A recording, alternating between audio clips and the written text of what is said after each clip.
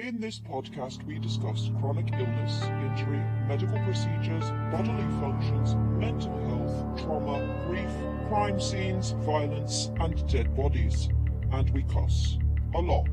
If any of these things concern you, don't worry, they concern us too, but we can't opt out.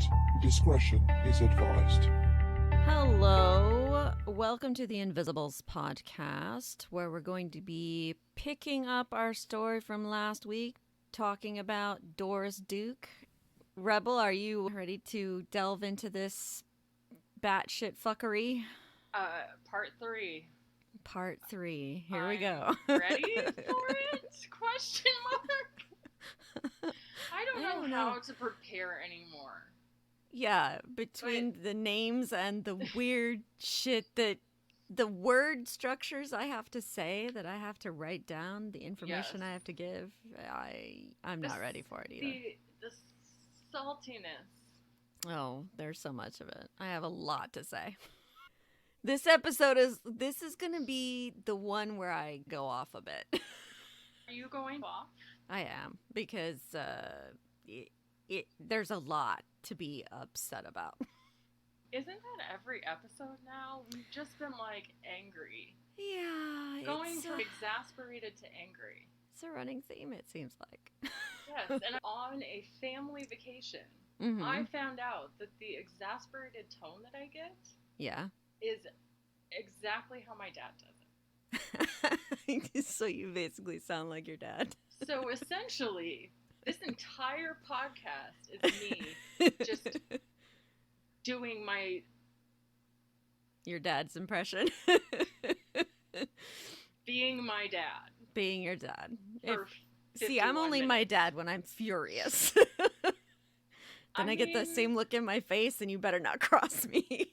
Apparently, I'm my dad when I'm exasperated about something, which is 99.9% of my participation on this podcast. Well, you're exasperated about a lot in life, to be fair, but you have rights to be, so. Good point. But that's for my dad. I get that. The way that I say things, and it's so annoying because we're on this trip and we're driving in the car with me and my two sisters, right? So I have two younger sisters and a dad. Mm-hmm. And my dad goes, "What?" And one of my sisters was like, "See, you do that." I'm like, damn it. You do. It's funny, I haven't spent enough time with your dad to see the resemblance. It's funny because I notice it when I get into a business tone. When I'm on customer service voice? Well, yeah, with chronic illness, you're always on the phone with some bullshit bureaucrat, right? Yeah. So when I get on the phone with those people, my entire being changes and my voice drops. Oh, yeah. Very, stern. I've heard you talk. I've heard you talk to those people. You are going to give me the thing that I need. Yeah. Voice. Yeah, rusting self-advocacy face. So I always heard my dad in that voice because he has a very specific business voice and a very specific tone when he's, what's the word?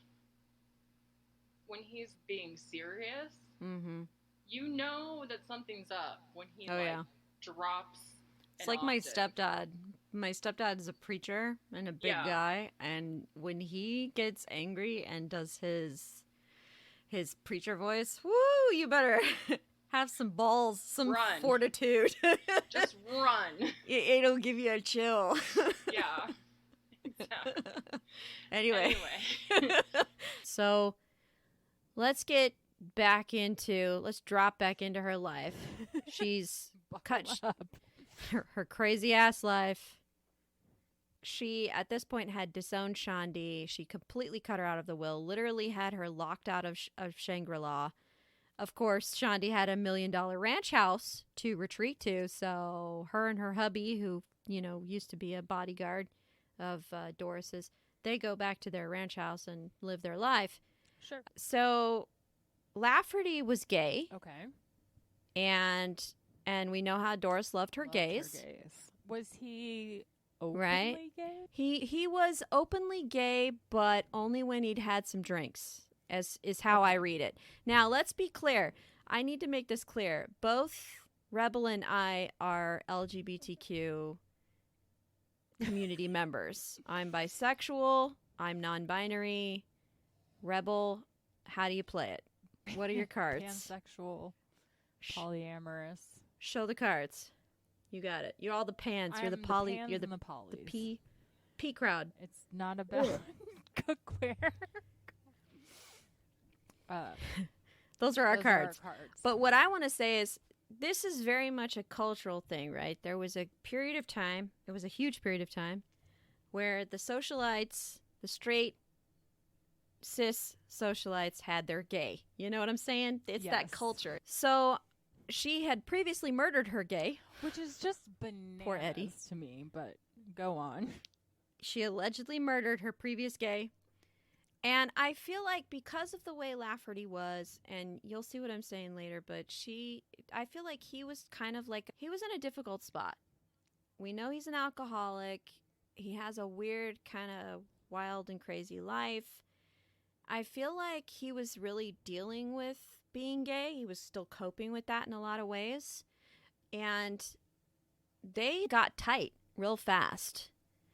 She felt like she could trust him because he wasn't expecting anything romantic from her. And he was also kind of a quirky dude. And I feel like, I honestly do feel like he really had affection for her. It wasn't just about the money. Right. He'd had all these previous relationships with famous people. I really feel like he actually, in his way, cared for her. Mhm.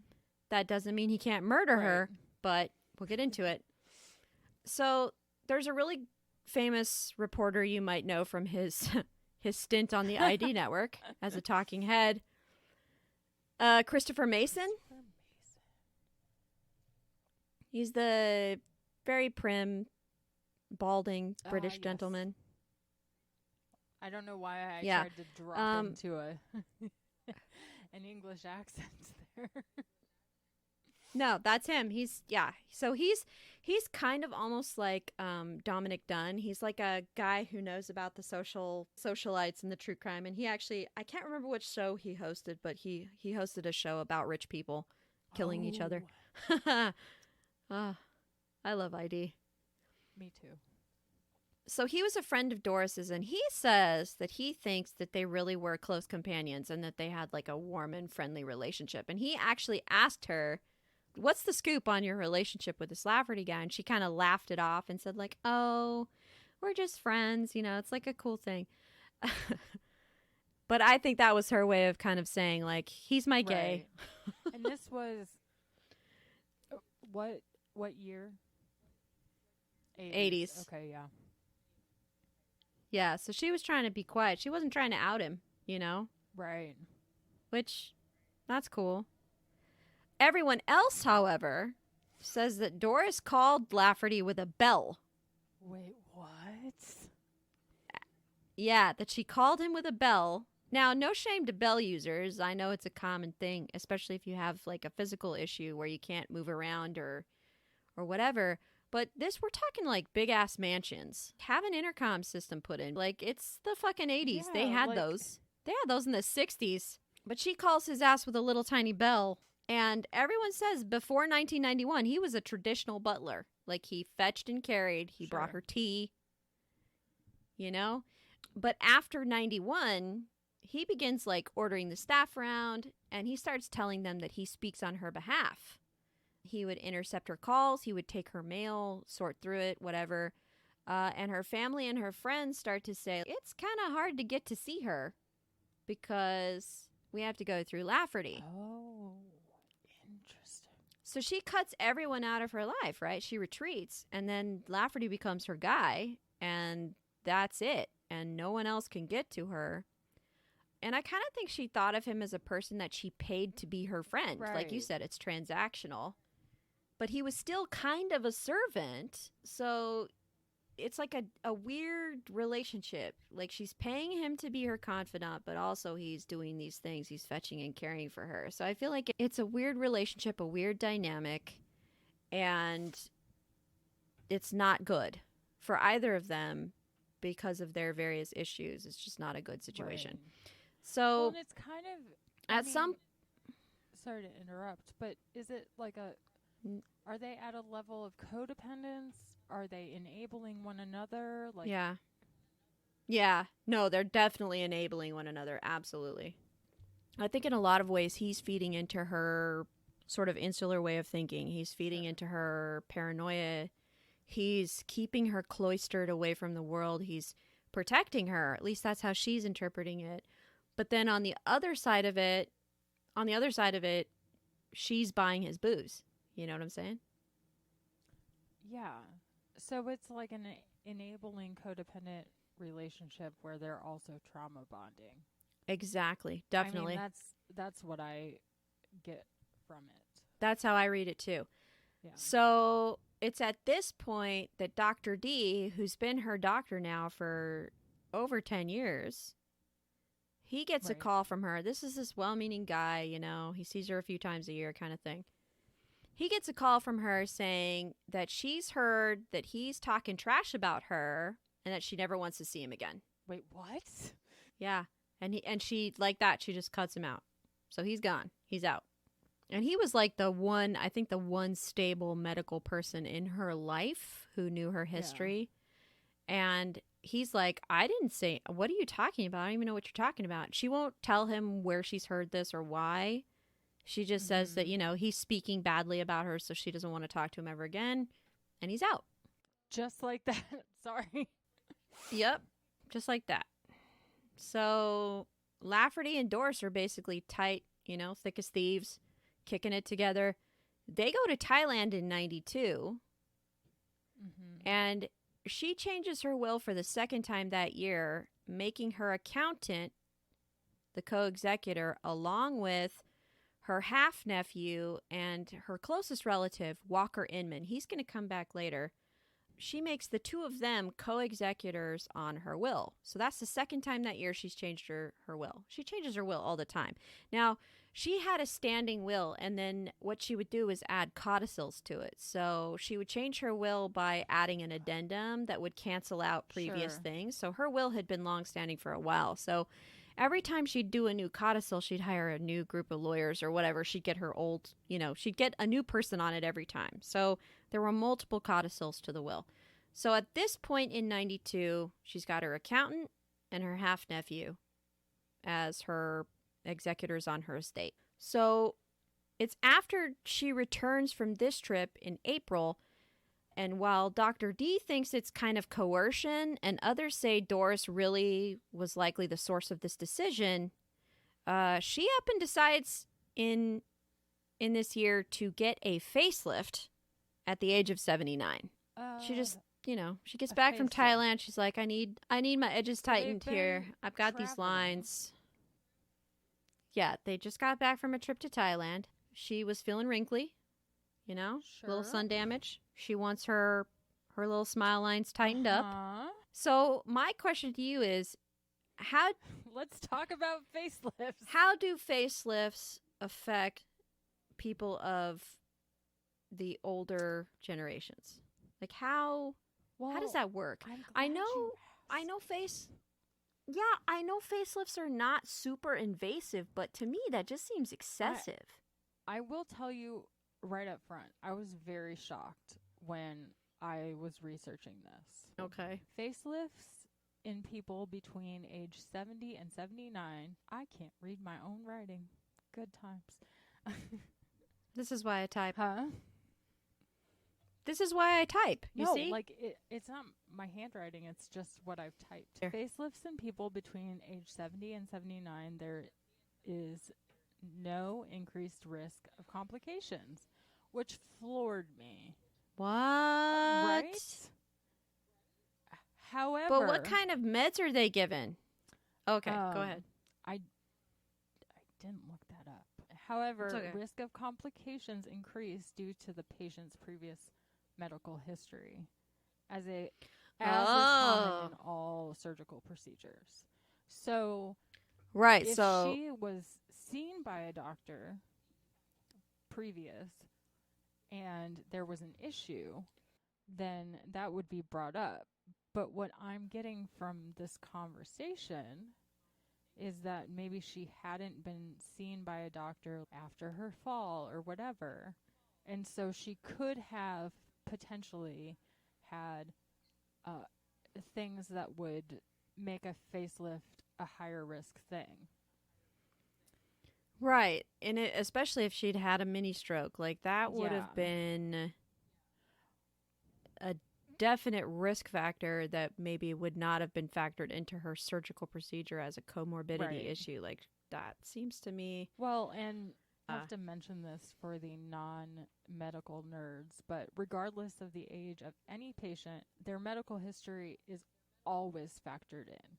In other words, as a doctor, it is your responsibility to assess the patient and let them know if surgery is right for you at the time that you want to do it. I think this will come into play a little bit later too, but I just wanted to note that a study done in 1999 of patients in the older age group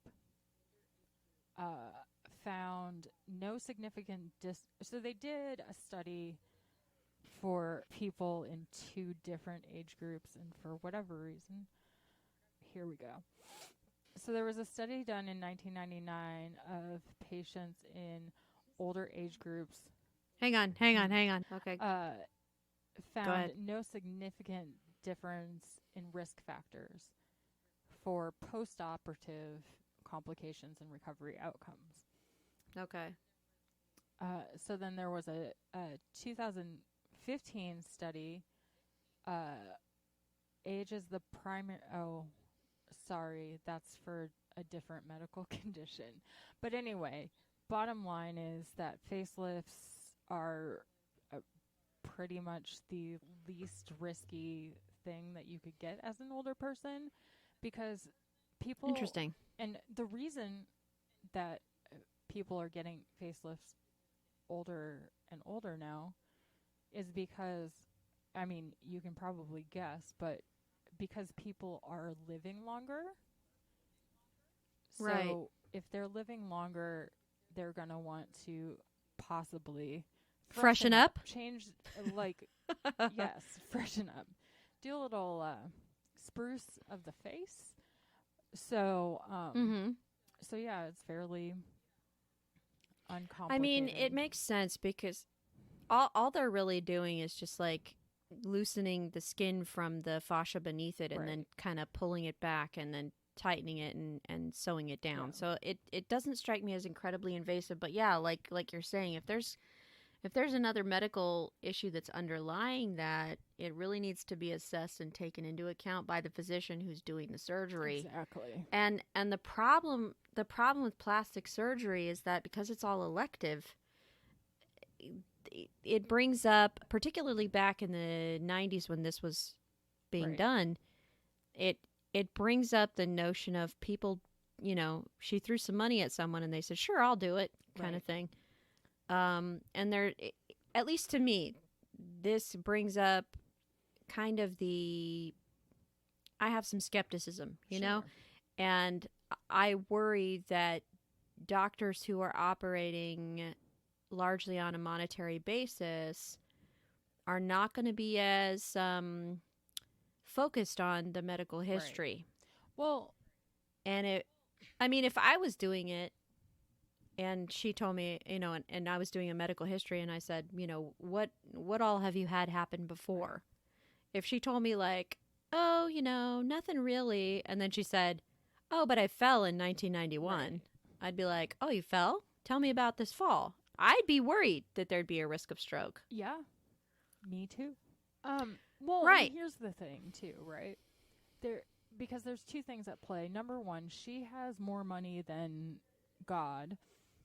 And so as a result of her having a lot of wealth and the fact that she grew that wealth, so who knows what it's like at this point? I mean, maybe you do.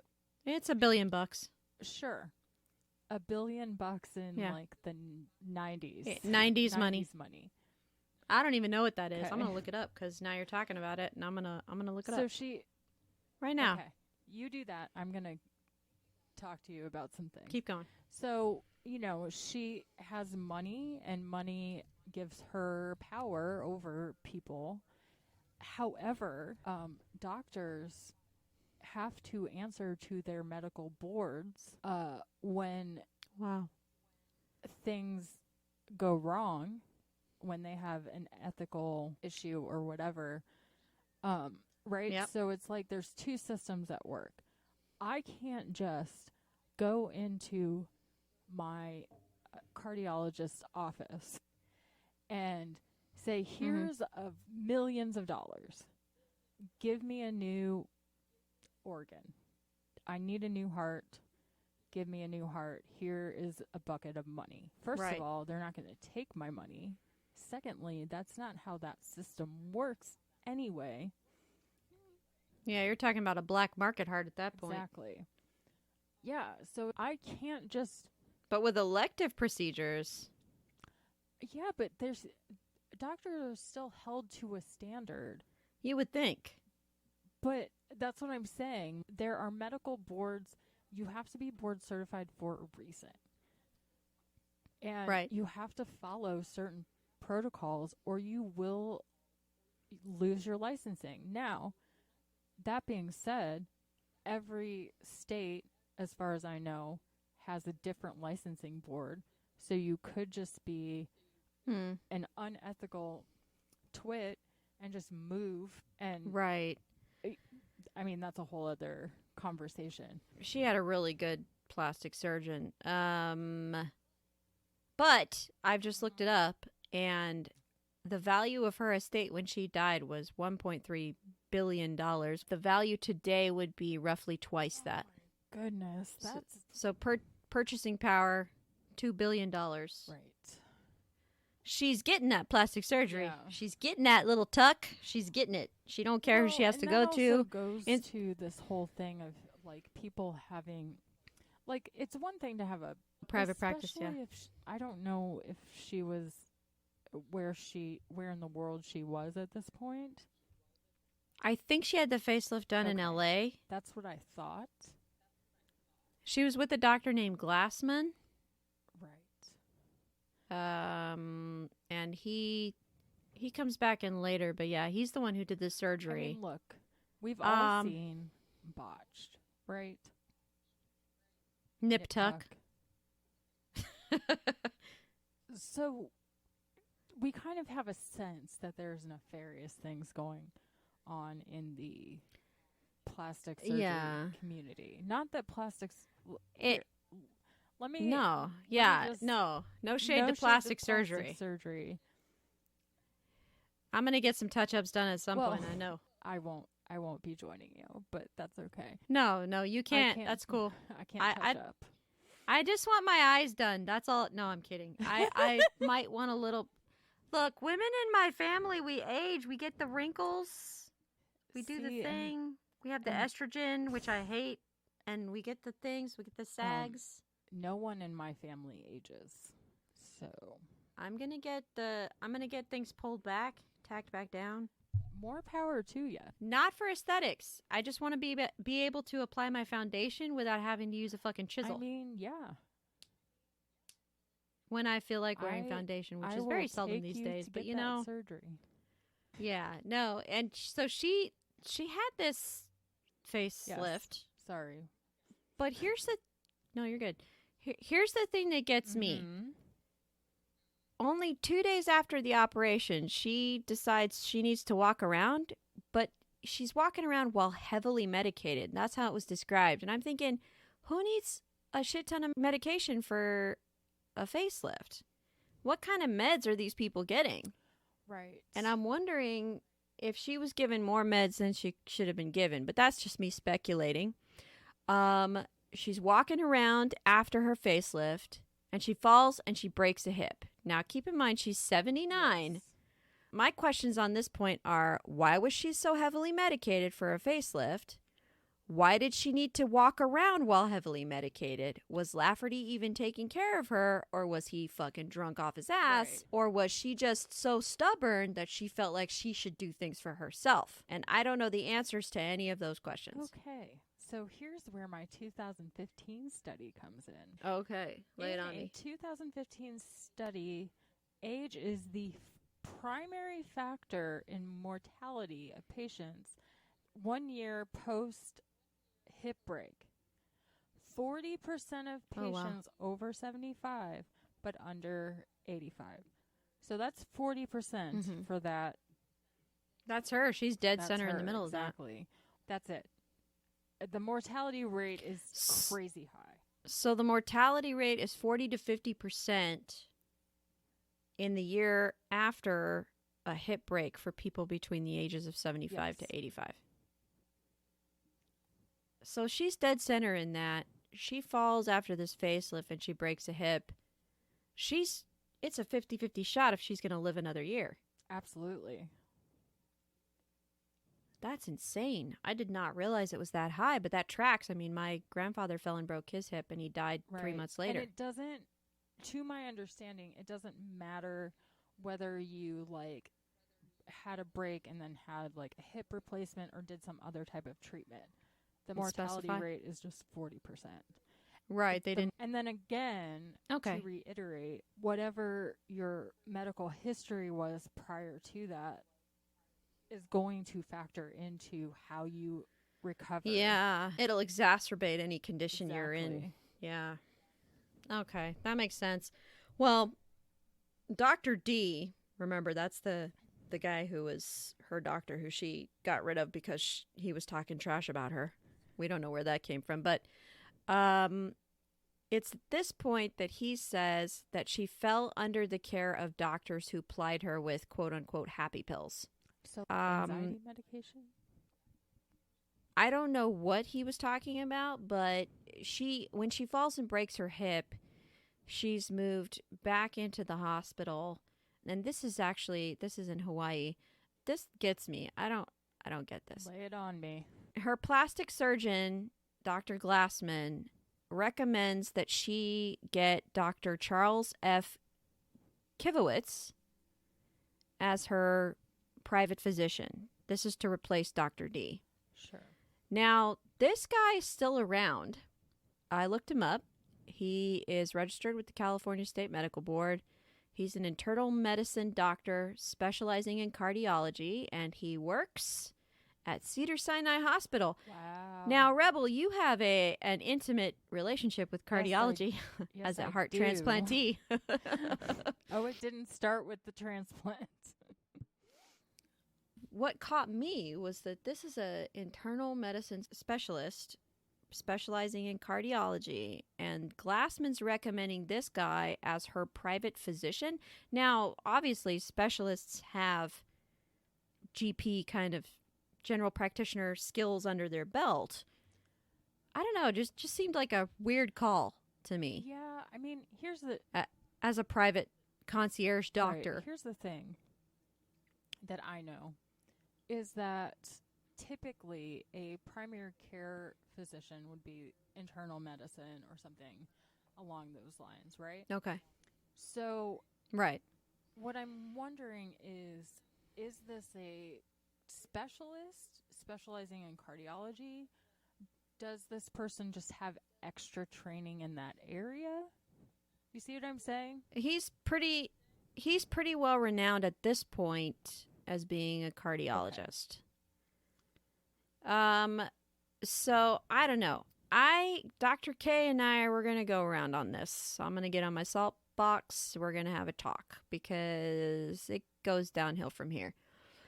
Yes. So Dr. D says she was then hospitalized 4 times that year, when in the entire time that he'd been her doctor, she'd never once been hospitalized. And he says, on my watch.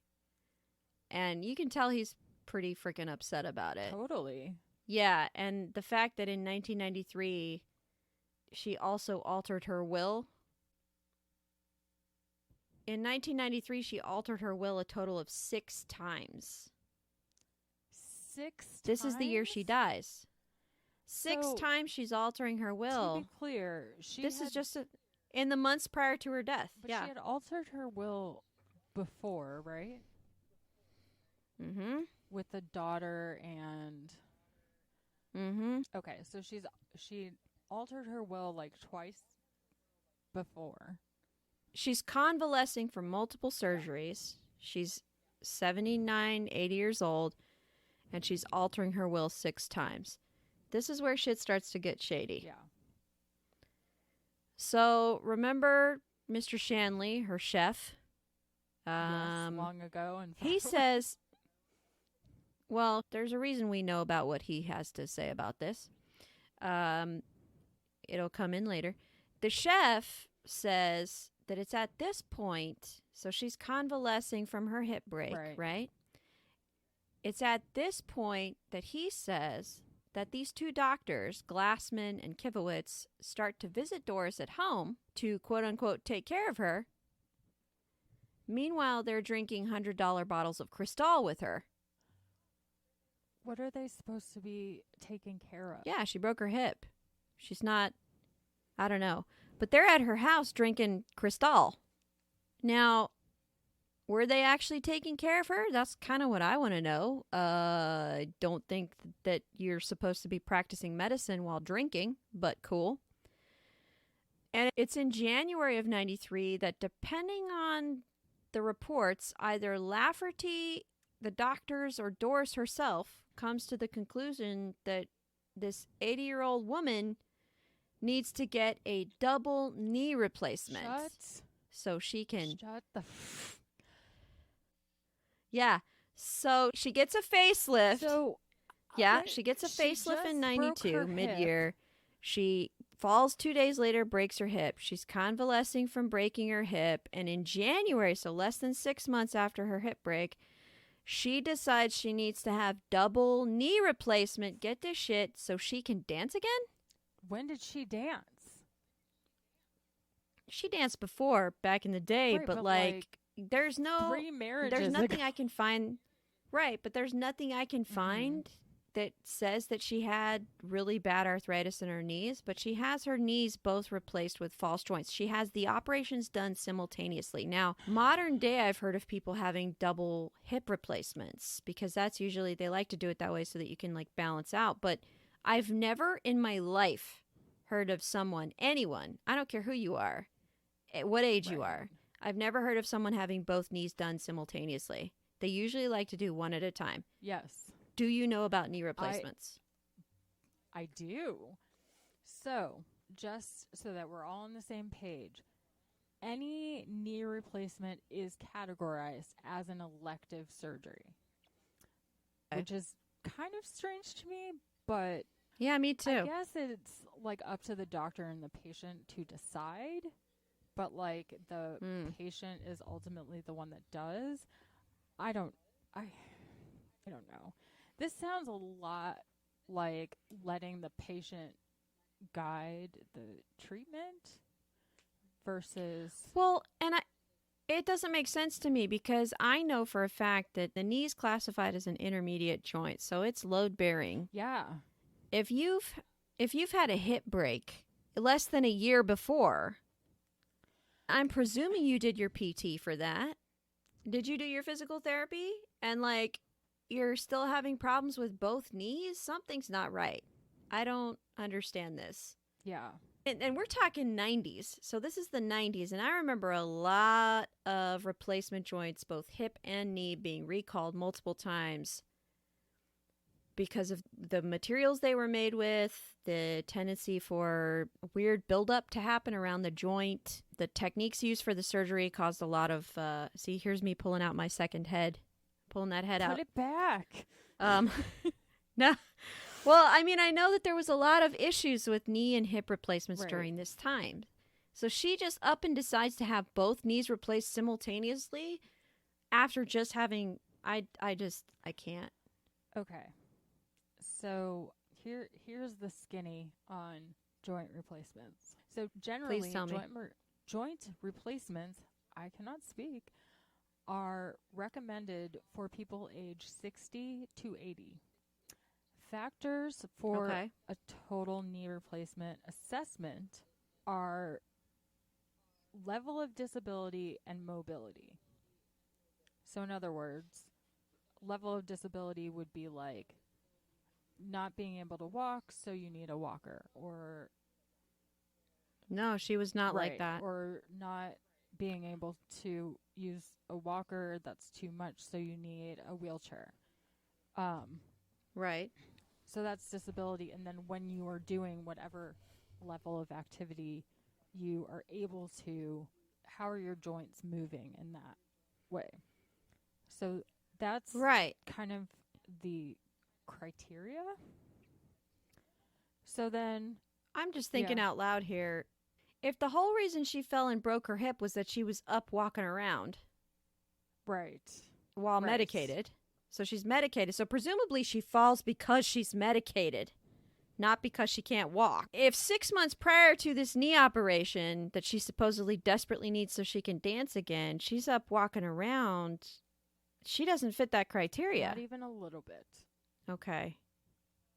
So here's where we bring in Christopher Mason again, because he had something to say about the knee operation. And I don't know if I like the way he delivered these words, but he basically said that he could see her saying, I want to dance again. So he could see her demanding this knee surgery. And I'm like, I don't know about that. Because you knew her after she, in my point of view, she'd already had a stroke. She'd already... There'd been some things that happened. I don't know about this. I don't know that she should have been making this decision if she did indeed make it. Even if she hadn't had a TIA, let's just go based on that.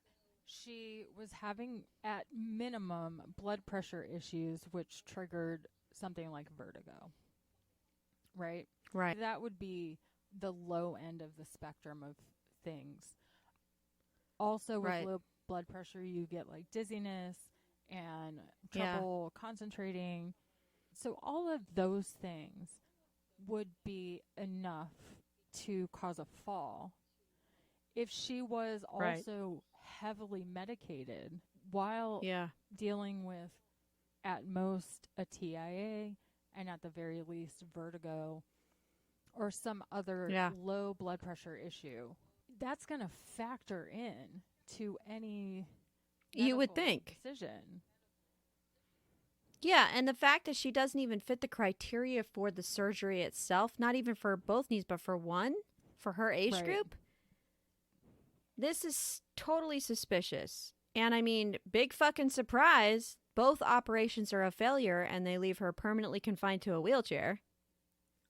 So now she's in a wheelchair. Not only has she broken a hip, she's got no knees, and she's in a lot of pain all the time. So, I just wanted to touch on this Wall Street Journal article that cites a study that was published in October 2015. This study is discussing the possible benefits of a double knee replacement. Age and health history are factors in deciding whether to do a single or double replacement. In this article, they highlight a case of a 63-year-old getting a bilateral knee replacement. The study began in 2000 and concluded around 2013. With a bilateral knee replacement, there are two ways to do the operation. Way number one is two surgeons work in tandem. In other words, you have two surgeons in the room and each are working on a separate knee. That seems like the safest to do in terms of recovery outcomes. A single surgeon starting... So basically, you can either have two surgeons in the room, or a single surgeon starts on knee 1 and then switches to knee 2, and then you go to recovery. So it's just a longer surgery. And and so you're under anesthesia for longer. For those of you who don't know, when you're under anesthesia, the time that you're under and sedated to whichever point the anesthesiologist needs you to be sedated, it's harder to recover. Yeah. I had a stroke when I was 5, so that stuff hits me like it would probably someone who's, I don't know, twice my age. I've had 3 surgeries for which I was sedated. I've been under anesthesia 4 times. And every single time, I can tell you coming out of it, I was under different things. Right. And part of the reason I was under different things was because I'd wake up and go, I'm never having that again. Right. Never, ever again. Yeah, and I mean, I know that anesthesia does have negative impact on recovery time. I would think especially in older people. Like, that makes sense to me. Buckle up, because this just has a thing. So, single knee replacements, this is the pros and cons of double or single, and some of the criteria. So, for single knee replacements, it's obviously a shorter stay in the hospital. This is a single knee replacement, like you get one replaced. Right. And then my dad had that. Get the other one. Yeah. My mom also did. So shorter hospital stay, recovery seems to be similar. You will need the second knee replacement in a separate hospital and will need to recover twice. So it's a second hospital stay if you're needing both knees done. In the article, they suggest 3 months post first knee replacement. Right. So you got to do your PT. You got to heal up before your body can handle a second controlled injury. Right. And that's kind of the thing, right? And I'll get into the double knee thing in a second.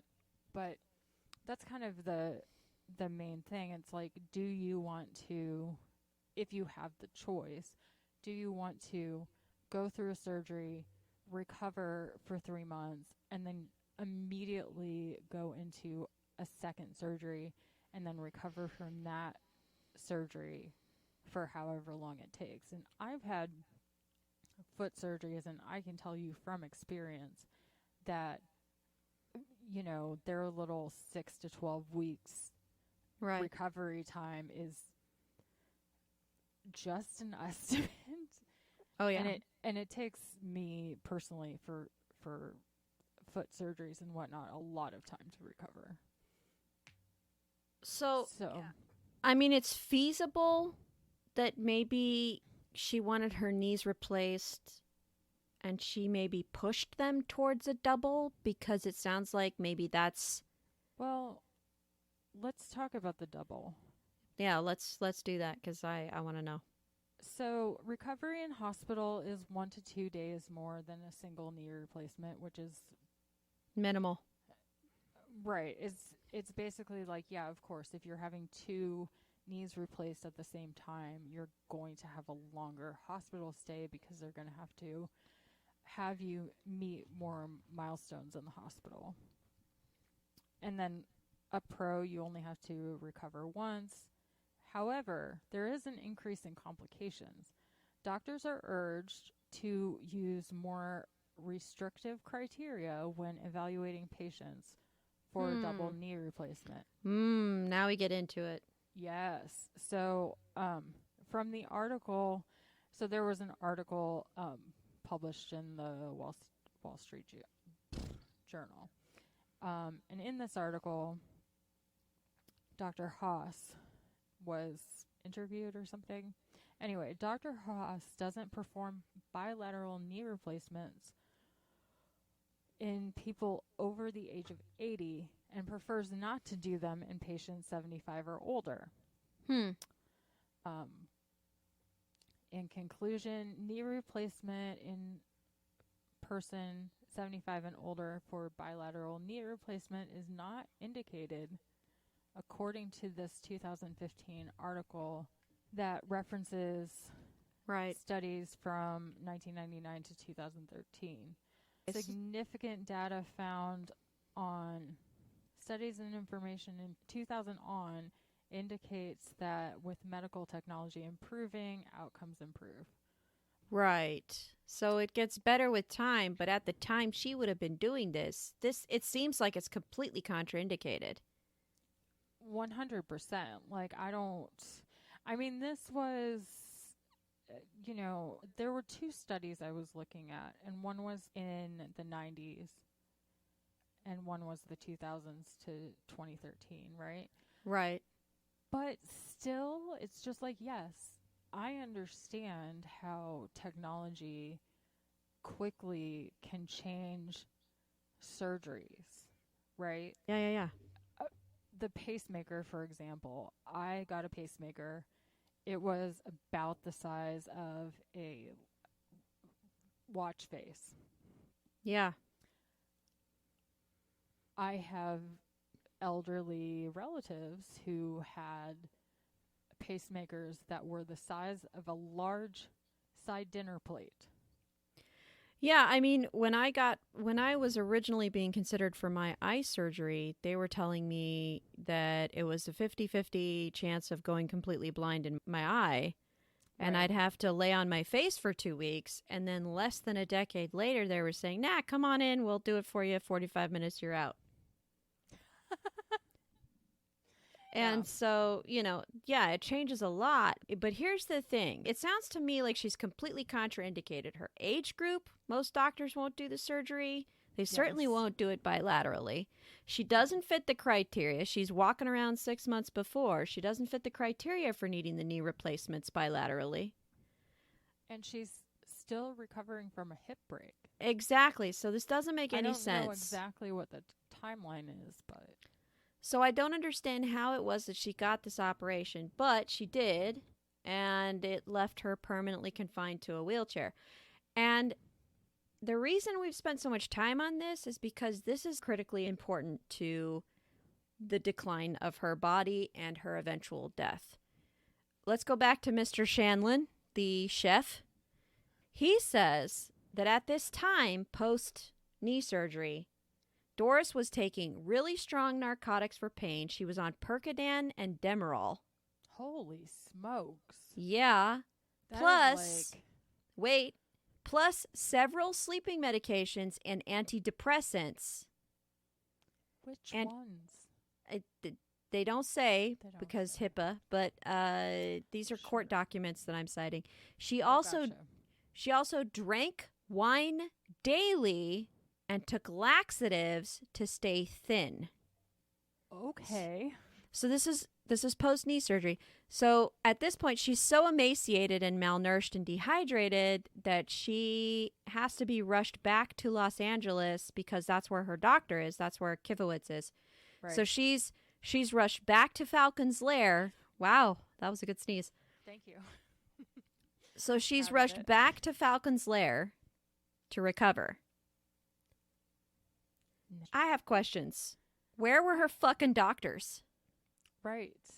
Where were her doctors during this whole fucking time that she's fucking taking laxatives and Demerol and Percocet and drinking every day? I mean, first of all, who can drink on Percocet? I've only been on Percocet once. Yeah, same. I drink? I do what? Not drink. I have a liver. I have an Irish-German liver. Right. And I don't think I could do that. Well, that's the thing. That's what my point in saying that I have been on it once and don't drink is that it knocks me out. So I cannot imagine. Can you imagine being on Percocet and a sleeping medicine? No. No. The answer is no. The answer is no. Why was she so highly medicated? Who was giving her these medicines? Why were they not supervising? Who was the prescribing doctor? Yep. Or doctors. Because if she's on pain medication, right? Yep. If she's on pain medication and psychiatric medication, that might not be the same doctor. Yep. So, my question is, was she shopping around? Good question. We don't know. Was she being manipulated by certain people in her life? That is a good question. And just to kind of answer it a little bit, when she gets to Falcon's Lair in Los Angeles, according to her nurses, now remember she's post-op, so she has a whole ICU suite set up in her house. So she has rich people, round the clock care for her condition in Los Angeles. According to the nurses who were taking notes, Doris says to her, quote, "I'm going to be murdered." Whoa. So, yeah. So, in March, after she's rushed back to Falcon's Lair, she's malnourished, she's hypermedicated, she's just not okay. She's real sick. She goes in under the care of a neurologist. Now, Why? he says when he sees her that she's in a medically induced delirium state. He immediately takes her off. Totally. Yeah, no, she's fucked. So he takes her off a whole bunch of medications and admits her to the hospital. Now, it's during this time that her mental state improves considerably. And this is when she calls an attorney to have her executors on her will changed again. So previously she had... Hold on. Sorry. No, you're good. While she is in this heavily medicated state? She's just come out of it. So the doctor took her off all of these medicines. Her mental state's improving. But this is still suspicious because it's during... So she calls the lawyer. He comes in. She says, "Bro, hey, I'm not sure about these executors I have on my estate." Now, remember, the previous executors were her accountant and her half-nephew, Walker Inman. So she says, "No, I'm not cool with these guys." So she has him write up a codicil to change her executors to Lafferty exclusively. He says later on, when the will is investigated, he says he proposed other trustees and pointed out that Mr. Lafferty had a lack of education. And he says, quote, "She told me that he wasn't college educated, but nor was she. He had been by her side 24 hours a day for 6 years. He was intimately familiar with her view on life." Now, here's the problem I have with this.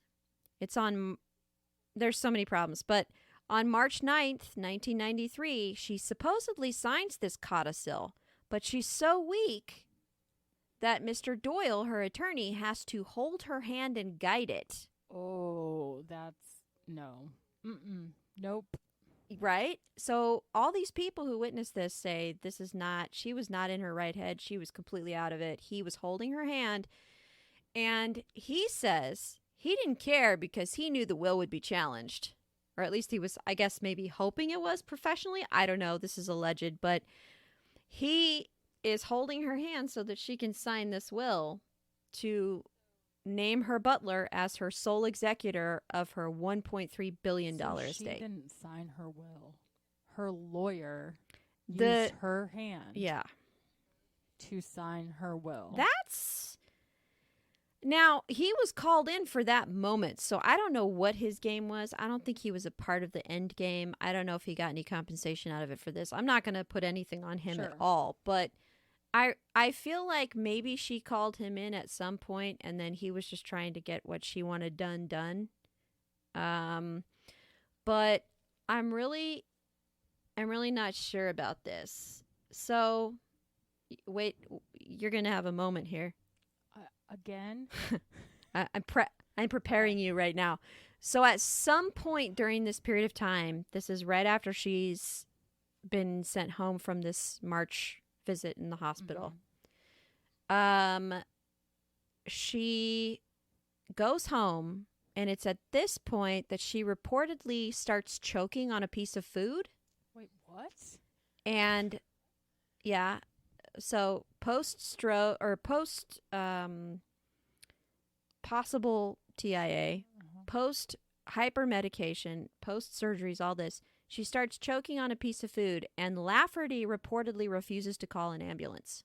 Are you telling me that this woman choked to death because Lafferty didn't call an ambulance? No, she choked for a hot minute, and he said, no, I'm not fucking calling an ambulance, and then she got it out on her own. But that was prior to death. Okay. I should So just that happened. stop That was a moment. making assumptions on how this shit all... Nah, just go with it. Just roll with it. I told you by the end you'd be in silence. I'm not there yet. Okay, wait. So in July of 93, bitch decides to have a second knee operation to try and fix the first one. When was her first knee surgery? This was back in January. Of the same year. Same year. For reference, she gets a facelift in April. She falls and breaks her hip. In January of the next year, she decides to have her knees done. It goes wrong. And by July, she's having a second knee operation to try and fix it. And in between there, she's been hyper-medicated to the point where she needed to see a neurologist. I mean, I have so many questions about the neurological effects of all of this. I have questions about her care. Well, that too. Why was anyone allowing her to do this? Right. If they were. Well, that's assuming what I'm they saying, were. Right? Like, I see a neurologist as part of my care team because I had a stroke and I have mental health issues, right? So, like, I would be curious to know what necessitated her seeing a neurologist. Well, she was rushed back from Hawaii to LA because she was so sick. Sure. And she seemed really out of it.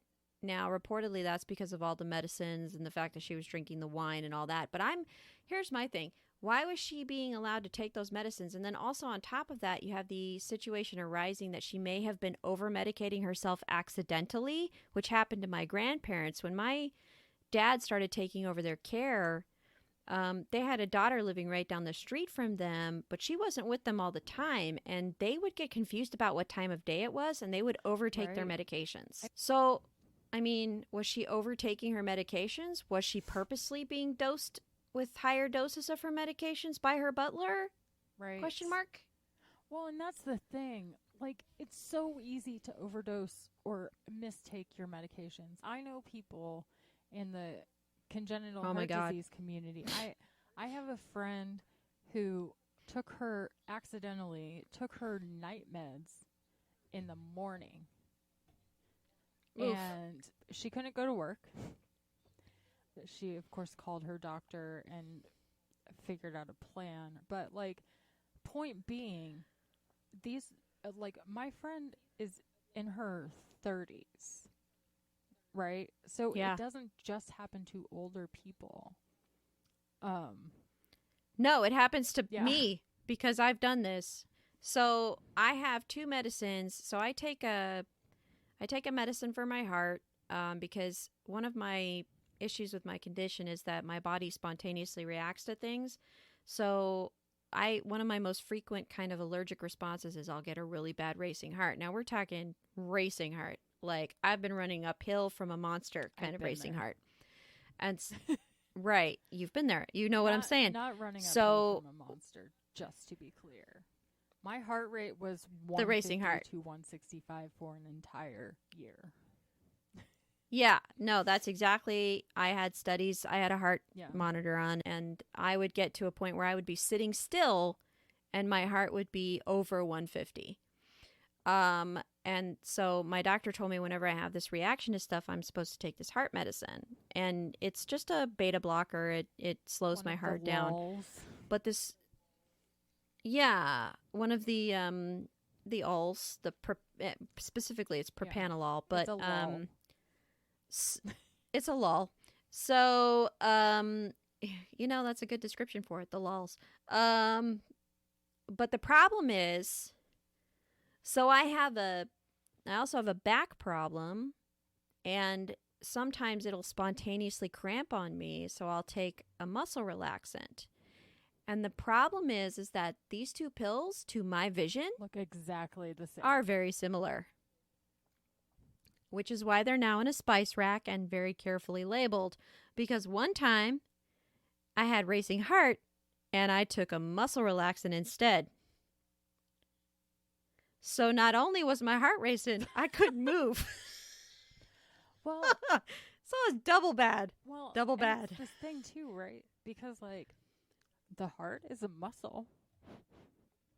Yep. Perhaps So it would help Yeah.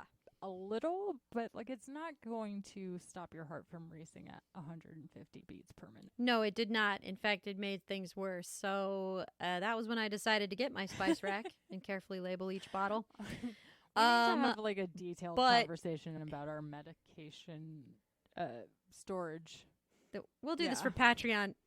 We'll do it for the Patreon. Anybody who wants to dish about your medicines. I mean, and how you store them. Whole thing that was created just for me. You know what? That's the bespoke medication coordination. I love it.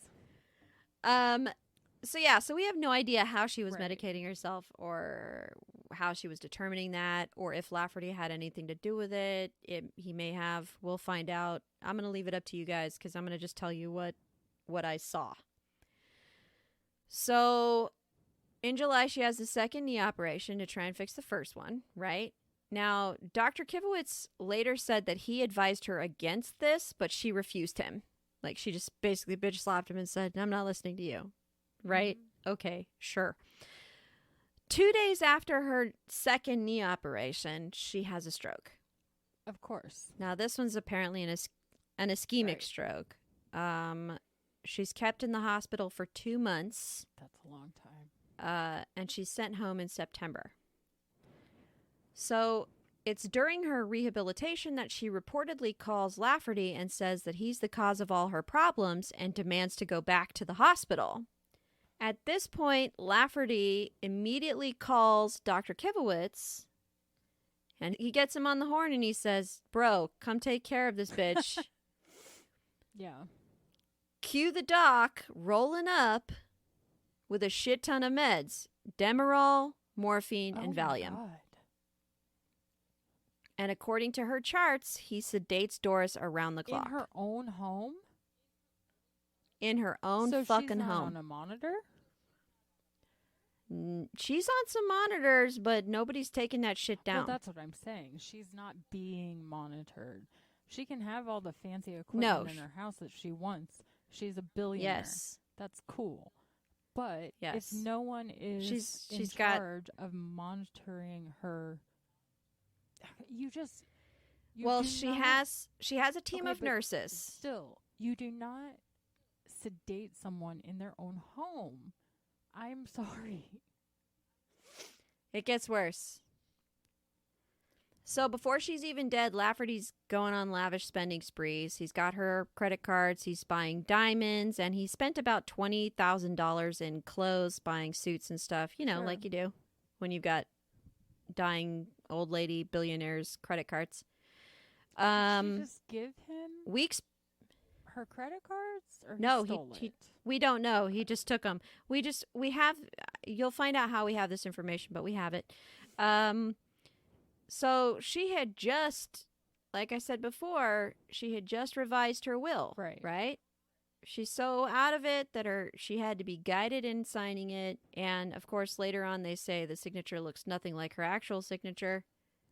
So he knows he's in charge of her estate. Right.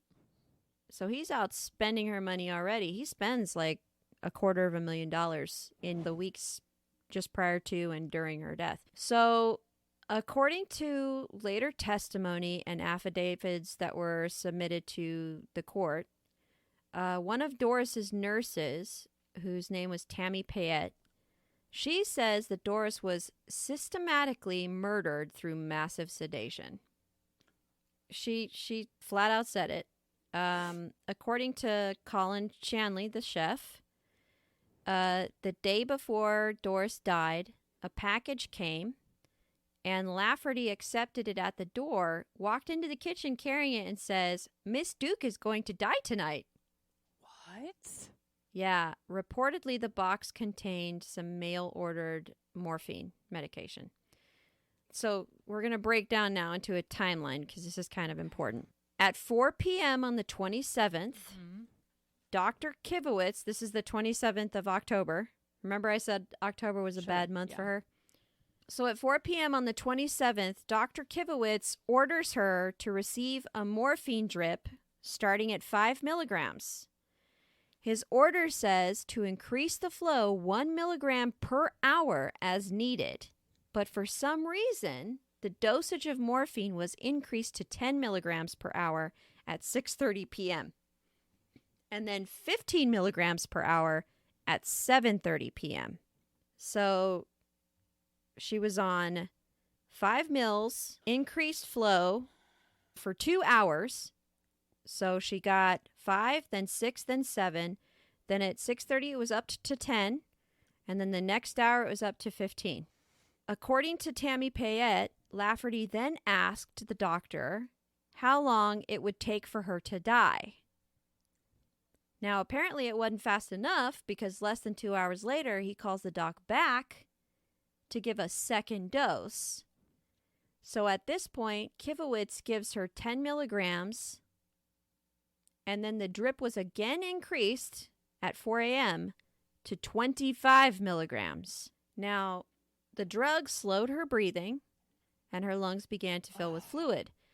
At 5:15 a.m. on October 28th, which is, by the way, my mom's birthday. Peace out, Karen. At 5:15 a.m., her nurses give her an injection of 100 milligrams of Demerol. Their notes indicate that Dr. Glassman ordered the extra painkiller over the telephone at the request of Dr. Kivowitz. What? Yeah. So she's on a morphine drip that would have completely sedated her to the point where she was in a coma, and they give her a massive 100 milligram dose of Demerol. So it's at 5:48 a.m. on October 28th, 1993, that Doris Duke dies less than 1 month before her 81st birthday. Ow. Did you hurt yourself? Really hurt my hand. But I don't know. It's okay. Mrs. Duke is dead. This is where I can say that she died because criminals who manipulated her killed her. Yes. This seems quite That's where apparent. I can say that. We're going to get into what happens after and why I think it's pretty obvious that it was criminals, it was a criminal action and that she was actually forced into this. The court, will decide.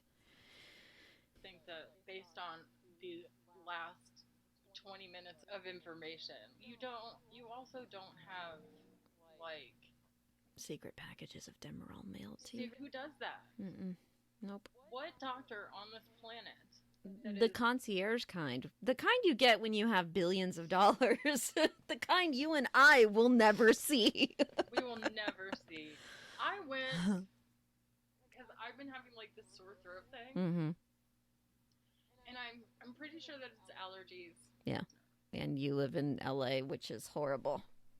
Exactly. Mm-hmm. Thanks for doxing me. We're in California. California. We're on two different sides of the state. I'm north, you're south. Uh-oh. But what do you do? Do you say the 101 or do you just say 101? Because we got to know SoCal or NorCal. That was the old way of telling. I say the one. So you say it with the. See, that's a NorCal thing. Proof you grew up here. Exactly. Oh. For people who don't know, non-native Californians, there is a split down the state of how you give directions. So here's the thing. In Southern California, they say Pacific Coast Highway. Yeah, PCH. Which makes no sense. It's a PCH. Right. Yeah. That's what they say down here. Yeah. However, the one. Well, it becomes the one. I mean, yeah, it's the one or Highway 1 or whatever. Right. But also, I lived on the one. Right. Like, the town that I lived in, which was a small town, the one went straight through it. So anytime that I went anywhere, I was going on the one. Mm-hmm. Yeah. So there's no way for me, as a Northern California right. person, to mess that up or change it. Well, yeah, but we noticed this back when I was in college that half the kids that came to the school were from North and half were from South. And we noticed that the Southerners didn't say the 101 or the 5. They would say, you take 5 or you take 1. And it's like, take one what? Take one what? Take which one? What are you talking about? How many 5s do you take? Is that milligrams? The dosage is really confusing. Oh, man. But yeah, so you can tell you're former NorCal, now SoCal. Yes. How dare you? I mean, I moved to get a heart. But wait, so you were saying that you had a sore throat thing and you went to a doctor? Oh. It wasn't a concierge doctor, though. No. So I've had these allergies and the sore throat that I get a lot. Yeah. But then I was like reading the symptoms for Omicron. Yeah, Omicron, the new COVID. Omicron, the new COVID. The new adventures of old COVID. Omicron is this season's new COVID. Yes. Shit. Anyway, so I was like, fuck, I have literally all of those symptoms. Like muscle aches, sore throat. But you're so vaxxed. But I know you're super susceptible, but yeah. Well, yeah, but I'm also like post-transplant on immunosuppressants. Yeah. So I flipped out. So I went to my the website of my insurance, and I did an e-visit, and it's like, based on your answers, you should call a doctor. Oh shit. I mean, they were just standard, like, do you have a sore throat? Yes, I do. Do you have these other things? It's like when you Google or WebMD like symptoms to try and figure out what your doctor is being a stupid ass about, and like 15 things come up, and some of them are super bad. I think the main question was, they had this list of things, and it was like, are you immunocompromised? Yes. Do you have an organ transplant? Yes. So I was like, yes, of course I do. And so I think that's what kicked it to like, oh, you should probably okay. talk to your doctor. That makes complete sense. But like, all I really want is a freaking COVID test. You're like, I just want a rapid test. Wait. I just want a test. I want the government to bring me a test to my door. Right? For real. Send it to me in the mail. Yep. Prescribe me one through the fucking pharmacy if you've got to. Exactly. Like, why is that so hard? Because we're Americans and we don't believe that healthcare should be withheld from the realm of capitalism. We are just... Yes, I'm currently feeling that. Yeah. But anyway, so Doris died. Yes. And they are... Sedated death. Yes. And so, unfortunately, she passed away, and boy, were they waiting for that. And we'll talk about that next week. With bated breath. We'll talk about it with bated breath, or we're going to wait with They were waiting. They were just waiting. Sitting around going like, okay, how much Demerol do we need to push to make her die? Ugh, that's so fucked. I'd laugh, but it's not funny. No, Demerol's not funny. Mm-mm. And, giving anyone, copious amounts of Demerol and morphine it suppresses respirations. Yeah, exactly. Yeah. It's just like it's a last resort. It was. They were giving her end of life care before she was ready to end her life. Exactly. It's horrible. And even in end of life care, you're not giving that much. No. Demerol Yeah. or exactly. You're exactly. giving morphine because it's. Yeah, but we'll talk about it because her doctor has some things to say that we need to hear, and we will hear about it next week. All right. So socials. If you have thoughts about this case, you can contact us via our email, which is theinvisiblespodcast at gmail.com. You can catch us on Twitter, which is InvisiblesPod1. And you can hit up our Instagram, The Invisibles Pod. You can come hang out with us on Patreon. What's the address for that? Patreon.com/ The Invisibles Podcast. Awesome. It's so well put together. It's like a well-oiled machine. It's like we're professional. But we don't even have a website. Why? We don't need one. Shh. Until we get merch, we don't need one. No. Yeah, so come tell us, let us know what you think, and tell us your thoughts. Please leave a review for us on whatever platform you... Yes. We love reviews. We read all of them, and also they will really help our podcast become more visible instead of invisible. We want a visible Invisibles podcast. We are currently invisible as a podcast. We're always going to be invisibles as a podcast. No, invisibles are people. Yes. Thanks, Rebel, for clarifying. You're very welcome. Yeah. Mm-hmm. The invisibles are people. How do you know? Can you see them? Amplify. No, I'm kidding. Those people's experiences. Yes. We need to be. Yes. We. Chris. We. Rebel. We need to be visible.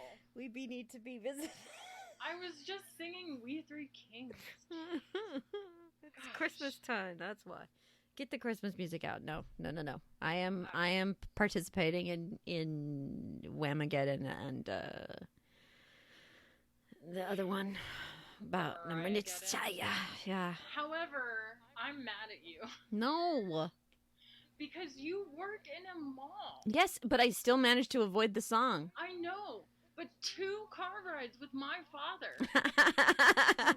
Christmas. Oh my God, that's miserable. 2 car rides with my father. And you got George Michael and Mariah Carey right off the bat. We were on our way to the dinner on our little family holiday vacation at the beginning of the month. Yeah.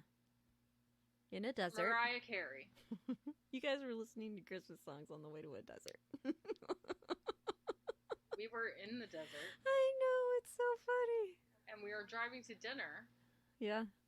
And we were making a holly jolly Christmas. No. The rest of my family all I ever was going to be gone. No. Whenever people sing in a Christmas. car, whenever they sing Christmas songs in a car, I just think of Chevy Chase from National Lampoon's, But Christmas Christmas Vacation. That's the name of the film.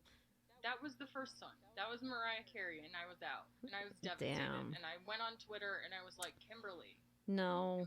Out. That's Kimberly from Date with Dateline. Yes. The host of Date with Dateline. I know. No, and I told her, I said, I managed to somehow avoid it by having sound blocking headphones. And then, right. Oh, and then, but I meant to ask, I don't know if it counts. I overheard somebody doing a poor rendition of the first 2 lines, like off key and everything. Does that count? It only counts when it's the original artist. Yes, I am still in, baby. I hate you. But then the next day, or like a couple days later, we were driving back. And it was either my sister was going to take me back or my dad were going to take me back. And the dads won the coin toss. It was a fight until the last minute. So they don't participate either because they just can't keep away from that song. They just can't quit it. The moment that we were on the road, my sister and I rode to this place that we always stop at, right? Yeah. So my sister was like, you can ride with me for like the 2 hours that it's going to take to get to this place that we always stop at. And then I rode with my dad's back to my home. And so for 2 hours, I was good. You were like, yes, and good. I'm still in. Exactly. And then the moment the first that song. I was in my dad's car and we were on the road. The first song that played. Wham. No. I know. It doesn't count. I know, but I can't. I hate that song so much. Even though I love George Michael. I can't handle Mariah Carey. Her voice is too... All I want for Christmas. No, it's too... For her... Is you. Thanks for that. Well done. Everybody. If I had... Oh. That was sad. Hey, no, I can't handle her voice. Her voice just sounds awful to me. My voice is truly lovely. Yeah, well, your voice definitely. I mean, I know she's won Grammys, but she's fuck all. She's shit compared to you. I've won 0 Grammys. You know, there's always time.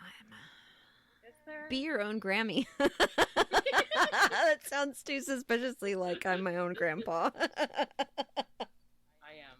You're your own grandpa? All right, can we... Goodbye.